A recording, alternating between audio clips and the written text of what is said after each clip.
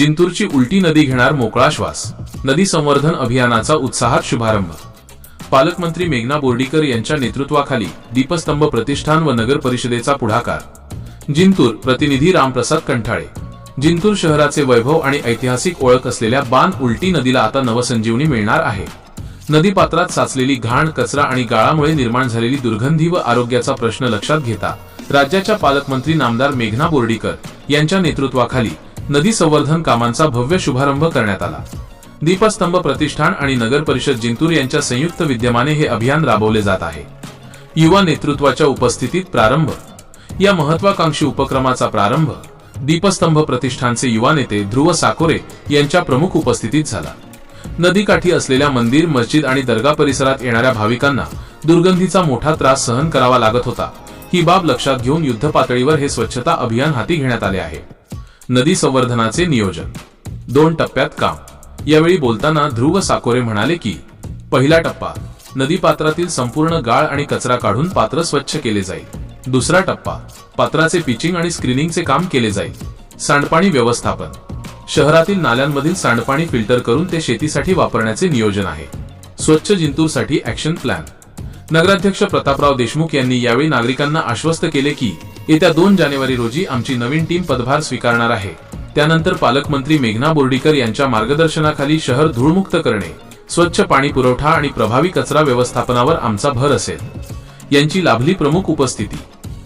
या कार्यक्रमाप्रसंगी व्यासपीठावर खालील मान्यवर उपस्थित होते: उमेश ढाकणे मुख्याधिकारी, सचिन उर्फ मुन्ना गोरे नगरसेवक, डॉक्टर पंडित दराडे भाजप ग्रामीण जिल्हा सरचिटणीस, गोविंद भाऊ थिटे तालुकाध्यक्ष, विलास भंडारी शहर अध्यक्ष, वैष्णविताई कुलकर्णी भाजप महिला आघाडी, सर्व नवनियुक्त नगरसेवक, भाजप पदाधिकारी आणि जिंतूरचे नागरिक मोठ्या संख्येने उपस्थित होते।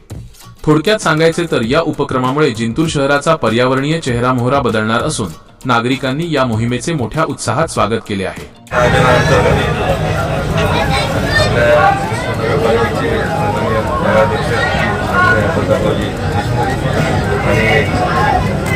आपले सर्वांचे आयडॉल म्हणलं तर काही वापर करणार नाही, आपले ध्रुवभैया नगरपालिकेचे शिवसाहेब ठाकरे साहेब, सर्वांचे सन्मान्य नगरसेवक, माजी नगरसेवक, सर्व कार्यकर्ते आणि दीपस्तंभ या माध्यमातून आता ध्रुवभाईने सांगितलं की दिदीने हे कार्य गेल्या 10-15 वर्षापासून दीपस्तंभाच्या माध्यमातून सुरू केले। सामाजिक उपक्रम पाणी टंचाईच्या काळामध्ये दिदींनी जे स्वतः श्रमदान करून टंचाईग्रस्त गावामध्ये स्वतः त्यांनी त्या ठिकाणी स्वतः मशिनरी दिल्या, स्वतः त्यांनी श्रमदान केलं। तसंच नदी स्वच्छता असेल, जे आपले बारव आहेत आपल्या जिंतूर तालुक्यामध्ये, शिरूर तालुक्यामध्ये चाटणा असेल, वालूर असेल, त्या ठिकाणी बारवाचं सुद्धा संगोपन झालं पाहिजे, कारण ते पुरातत्व खात्याकडे असते। कारण ते आज आपण पाहतो की बऱ्याच नवीन पिढींना बारव जे दुर्मिळ झाले ते सुद्धा नदी स्वच्छता सतत दिदीने ते बारव स्वच्छता अभियान सुद्धा मागच्या काळात आपण बघितलं। आणि ही जी संकल्पना आहे दिदीचं पहिल्यापासूनच स्वच्छ आणि सुंदर शहर असलं पाहिजे, ह्यासाठी दिदींनी मागच्या काळामध्ये शिवसाहेब स्वतः दिदीने मशीन दिली होती, प्रोटीन अतिशय वापरून उद्घाटन केलं। प्रोटीन मशीन नदी स्वच्छ करून त्यावेळेस घेतली होती, पण जसं एकदा स्वच्छ करून चालणार नाही तर ते वारंवार आपल्याला त्याच्यामध्ये महिना 15 दिवसाला त्या ठिकाणी त्याचं उपोषण आणि याच्यामध्ये कोणी घाण टाकू नये याच्यासाठी सुद्धा उपाययोजनाची काही त्या नेट लागल्या जाणार दोन्ही साईडने। आणि नदीची आपली जलवाहिनी आपण म्हणतो जीवनवाहिनी असते। एका मागे आपण नगराध्यक्ष असताना आदरणीय बोर्डीकर साहेबांच्या आदरणीय दिदींच्या आदरणीय अंकलच्या मार्गदर्शनाखाली जेव्हा 2012ला नगराध्यक्ष होतो जिंतूर शहरात, आम्ही त्यावेळेस 27 कोटीचा आपण नदी संवर्धनाचा प्रस्ताव महाराष्ट्र शासनाला दिला होता। ठीक आहे, त्या काळामध्ये आपल्याला निधी त्यावेळेस उपलब्ध झाला नाही, पण आता सन्माननीय नगराध्यक्ष आता आपल्या जिल्ह्याच्या पालकमंत्री मेघना दिदी आणि आदरणीय बोर्डीकर साहेब, आदरणीय अंकल साहेब सर्वांच्या मार्गदर्शनाखाली जिंतूर शहरात सौंदर्य नदीच्या माध्यमातून मग त्या ठिकाणी वॉकिंग ट्रॅक असेल, जॉगिंग ट्रॅक असेल, नदीचं काम करत असताना दोन्ही साईडने पिचिंग तर होणार आहे, पण चलताना दोन्ही साईडला त्या ठिकाणी जे आपले बाहेर फिरायला जातात, रोडला फिरायला जातात, त्यामुळे अपघात घडतात, ते अपघात होऊ नये। आणि ह्या नदी स्वच्छतेच्या अंतर्गत हे जे घाण पाणी त्याचं एक फिल्टर प्लांट असतो, हा आकुलीला त्या ठिकाणी जागा बघितली होती, एक 2 एकर त्याला जागा लागणार।